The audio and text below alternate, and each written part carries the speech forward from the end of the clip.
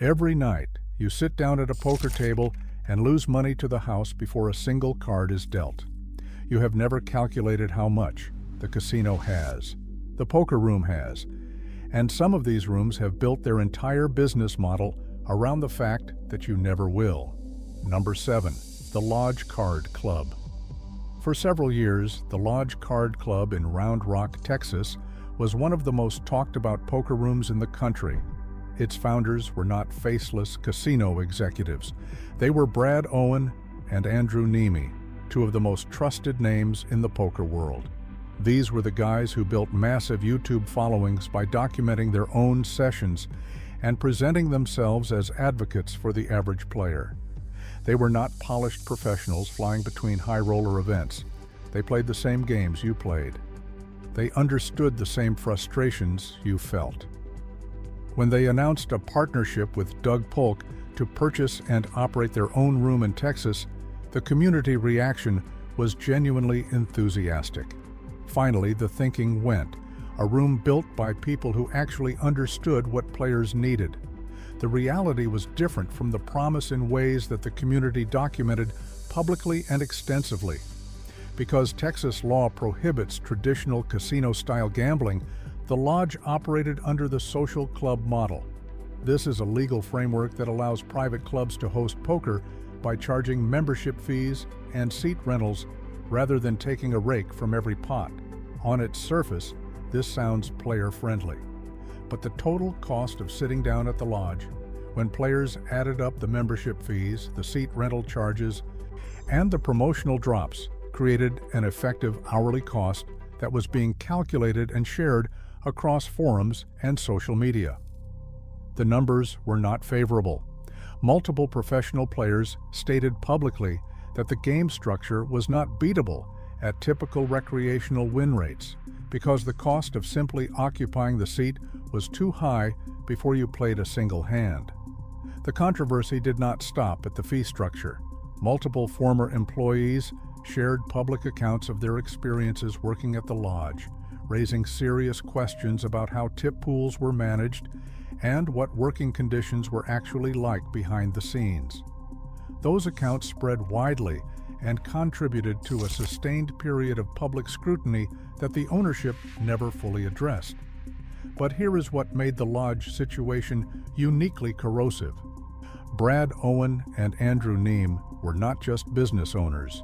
They were still active YouTube creators with loyal audiences who looked to them for honest guidance about where to play. When those same viewers drove to Round Rock and sat down at a table, they were not simply customers at a card room. They were the audience of the room's owners, financially contributing to the revenue of the very people whose advice they trusted. That is not a small conflict of interest. That is a structural one that the poker community recognized and documented loudly. The Lodge Card Club has since closed. The building is dark. But the story of what it represented does not close with the lights. It is a documented case of what happens when the boundary between content creator and business owner collapses, and the audience is the one who absorbs the cost. The lodge required you to physically walk through its door. What comes next follows you home and waits at your screen. Number 6. America's Card Room. America's Card Room has been one of the most widely used online poker platforms among United States players for well over a decade. It has survived repeated federal pressure on online gambling by operating offshore, outside the reach of American regulatory bodies. That survival strategy is precisely the problem. Because America's Card Room holds no United States gaming license, no American government agency has the authority or obligation to protect your funds on this platform. There is no state gaming board auditing their finances. There is no federal insurance on your deposited balance. If the site goes dark tomorrow, your money goes with it, and there is no legal pathway to recovery. This is not a hypothetical. It is the documented architecture of how the platform operates. But the question of where your money goes if the site closes is almost secondary to the question of where your money goes while you are actively playing. For years, The professional poker community has compiled and published evidence of a systematic problem with the integrity of the games themselves. The investigations were conducted by independent researchers on 2+2, the most respected poker analysis forum in the world. They pulled thousands of hand histories, ran statistical models, and analyzed timing patterns and decision trees across hundreds of thousands of hands. Their documented conclusion, reached independently by multiple researchers, was that a significant number of accounts operating on America's Card Room could not be explained by human behavior. The win rates were too consistent. The timing was too mechanical. The patterns did not match what human players produce even at the highest levels of the game. America's Card Room banned some accounts. The community's consensus was that the response addressed a fraction of the actual problem. When you deposit into America's Card Room, you are playing in an unregulated environment where the documented evidence suggests a meaningful percentage of your opponents are not people at all. Number 5. Stones Gambling Hall, Sacramento, California, 2019. A local regular named Mike Posel had been appearing on the Stones live poker stream for roughly a year, and something about his results was fundamentally wrong. He was winning at a rate that multiple professional players and independent statisticians described as statistically impossible, not improbable, not unlikely, statistically impossible under the assumption of a fair game.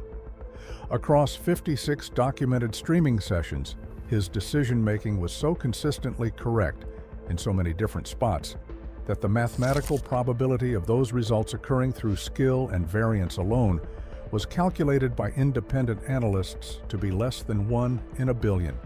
He folded exactly when he should fold. He called massive bets with hands that had no logical business calling, and was right. In situations where even elite professionals make mistakes because certainty is unavailable to them, Posel was certain every time.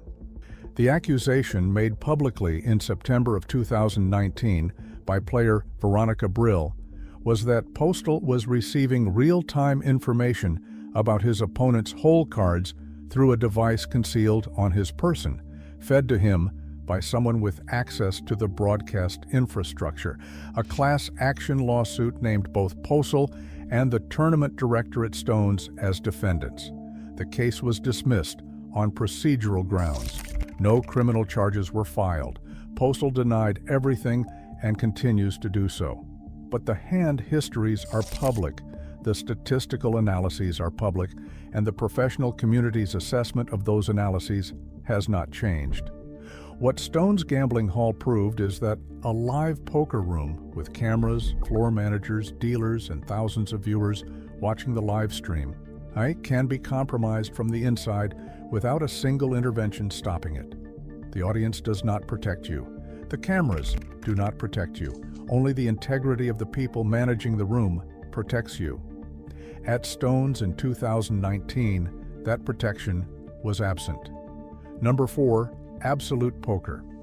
In 2007, players on Absolute Poker began noticing an account that was winning in a way that had no rational explanation, not just running well, winning with a precision that experienced players immediately recognized as impossible under normal conditions. The account made decisions that only made sense from one vantage point, from the vantage point of someone who could see every card on the table. Players compiled hand histories, built statistical models, and published their findings publicly. The Kahnawake Gaming Commission, which licensed the platform, conducted a formal investigation. What they confirmed was the existence of a superuser account, a backdoor built directly into the platform's architecture that granted the person using it the ability to see every player's hole cards at every table on the entire site simultaneously. The account was linked to a founding member of the company. Someone built into the foundation of the platform itself had created a master key to the game and used it to choose when to take money and when to step back. The estimated theft was placed at roughly $600,000. Partial restitution was offered. Nobody was criminally prosecuted. Nobody served a day in prison. The platform rebranded and kept running. What Absolute Poker established was a proof of concept that would haunt the online game for years. On the greatest threat to your money at an online poker table is not the player across from you, it is the person who built the room. An online platform is only as secure as the people controlling its architecture, and when those people have both the access and the motive to break the game, the cards you are holding are irrelevant. Number 3. Hustler Casino Live. On September 29, 2022, a single hand played out on the Hustler Casino live stream in Gardena, California that became the most analyzed, most replayed, and most debated poker moment of the entire decade. Garrett Adelstein, one of the most respected high-stakes cash game players in the world, moved all in, holding 7-6 of clubs on a board of 10, 9, and 8 with 2 clubs. He had an open-ended straight flush draw. He was a substantial mathematical favorite. His aggression was logical. His range in that spot was dominant. Robbie Jade Liu called him with Jack-4 of hearts. No draw, no meaningful equity against the range Adelstein was representing. One pair of jacks on a board that should have folded out every hand of that strength.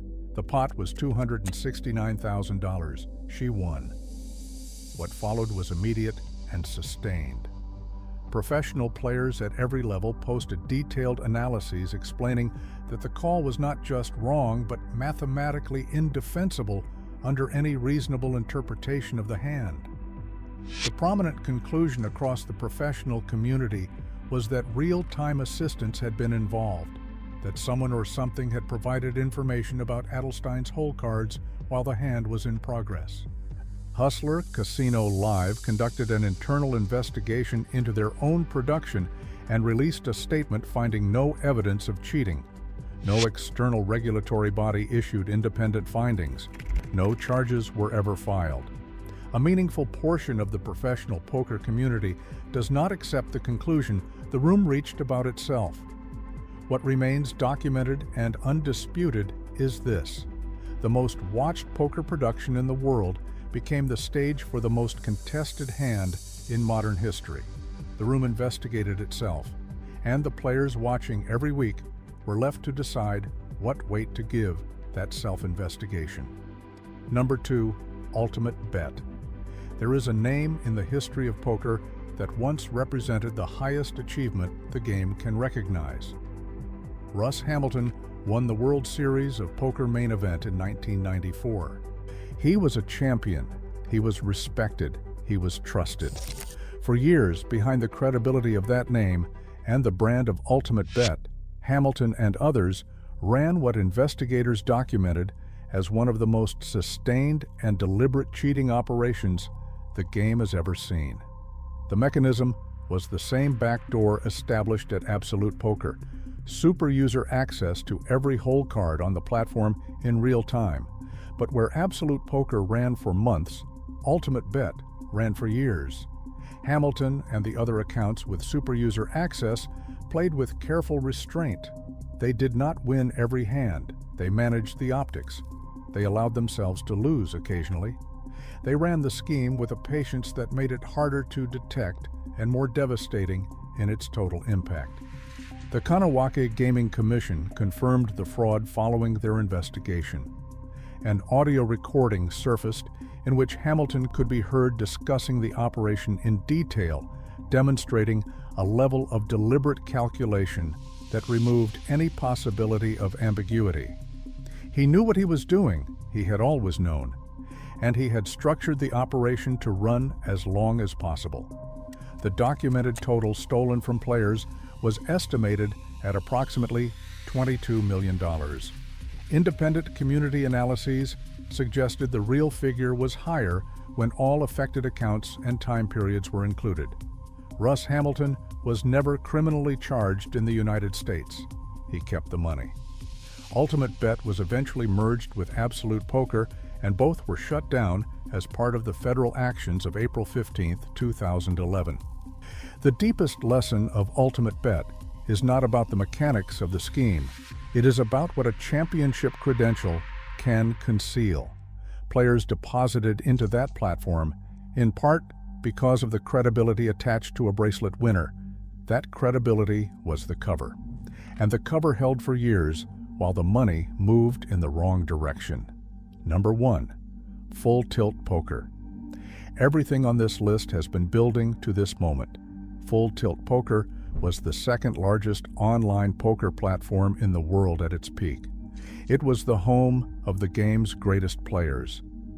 Howard Lederer was regarded as one of the most brilliant strategic minds in professional poker. Chris Ferguson had won 6 World Series of Poker bracelets and was one of the most recognizable figures the sport had ever produced. Phil Ivey, widely considered the best player alive, represented the brand.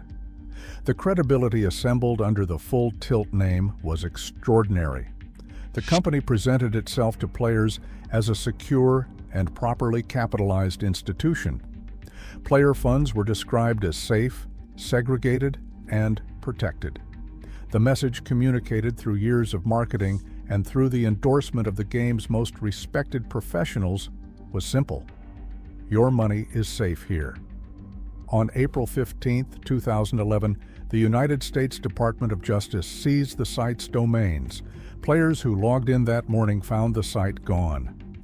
What the Department of Justice alleged in their civil complaint was not simply that Full Tilt had violated gambling statutes.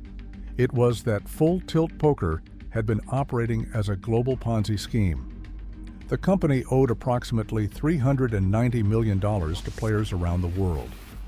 Their actual available funds were a fraction of that number. New player deposits were being used to cover the withdrawal requests of existing players because the company did not maintain sufficient reserves to meet its total obligations. The money players believed was sitting in segregated, protected accounts was not there. The complaint further alleged that in the years prior to the seizure, the ownership of Full Tilt had distributed hundreds of millions of dollars to themselves while the player fund was being depleted. Howard Lederer and Chris Ferguson were named in the complaint. Both received substantial personal distributions during the period the company could not legitimately cover its commitments to the people whose money it held. Neither was criminally convicted. PokerStars eventually acquired the Full Tilt assets and worked with the Department of Justice to establish a partial recovery process. International players saw some restitution over years of proceedings. American players faced a far longer and more uncertain road. Many never recovered the full balance they had held on that platform on the morning of April 15, 2011. $390 million. That is the number. That is what sat in the accounts of millions of players who trusted that the name and the reputation and the championship credentials attached to that platform meant something real. The people who ran it knew the fund was hollow. They paid themselves anyway. They attended major events anyway. They built the modern era of televised professional poker, and they ran the largest financial fraud in the documented history of the game. We followed the money, we named the names, and that is where the money went. Now here are the 5 rooms that earned a different verdict. Number 1, PokerStars. On April 15, 2011, PokerStars was the only major online poker platform found to have every dollar of player money sitting in properly funded, fully segregated accounts. Not a fraction. Every dollar. While Full Tilt could not cover its player balances by $390 million, PokerStars had built their entire financial structure around one non-negotiable principle. Player money is not company money. It never has been, and it never will be. PokerStars later acquired the Full Tilt brand from the Department of Justice and worked to facilitate repayment to international players who had lost access to their funds. They had no legal obligation to do this. They did it anyway, because their long-term business depends entirely on the trust of the player community, and they understood that trust requires consistency, even when consistency is expensive. Today, PokerStars is the most heavily licensed and most rigorously audited online poker platform in the world. Their random number generator is independently certified, Their financials are subject to regulatory review in multiple jurisdictions. They are the standard by which every other platform on this list should be measured. Number 2, the Aria Poker Room. The Aria Poker Room in Las Vegas is regulated by the Nevada Gaming Control Board, and that relationship has real consequences. The Nevada Gaming Control Board conducts unannounced audits. It investigates player complaints with actual authority to compel cooperation. It can revoke an operating license. A room functioning under that framework does not have the option of conducting an internal investigation into its own game integrity and releasing self-serving conclusions. The regulator is the external check. The Aria takes that framework seriously. Their dealers are extensively trained. Their surveillance is among the most advanced in live poker. Their rake is clearly posted and publicly available before you sit down. They have hosted some of the highest stakes games in modern poker history without a single credible documented allegation of institutional wrongdoing. That record was not built by accident. Number 3, the Bellagio. The Bellagio Poker Room has been the home of the highest stakes cash games in the world for over 2 decades. The professionals who have played in Bobby's Room represent the defining names of the sport. Like the Aria, the Bellagio operates under full Nevada Gaming Control Board oversight. Player disputes have a regulatory resolution pathway that does not depend on the goodwill of the house. The Bellagio does not market itself through viral streams or YouTube content. It markets itself through a consistent standard of professional excellence maintained long enough to become a reliable expectation. When the best players in the world choose to play there, it is a deliberate decision based on documented trust. That is the most credible endorsement a poker room can receive. Number 4, Commerce Casino. Commerce Casino in Commerce, California is the largest poker room in the world by table count, with over 200 tables running around the clock at every stake level. They have operated continuously since 1983 and are regulated under California state gaming law, which subjects them to active and ongoing government oversight.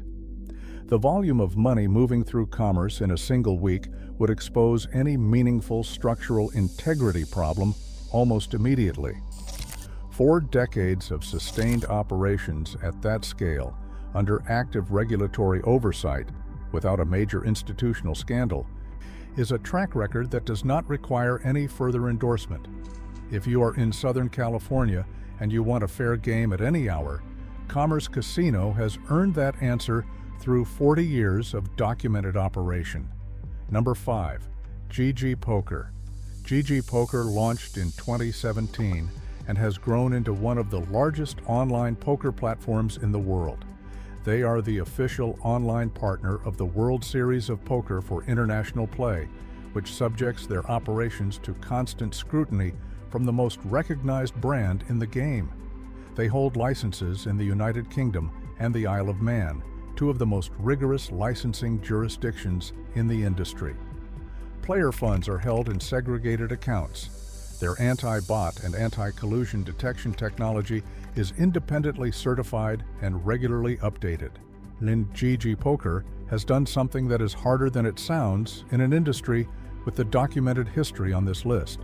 They have grown into a global platform while making game integrity a priority before a scandal forced the issue rather than after. That is the difference between a platform that is building something durable and one that is extracting value until the structure collapses.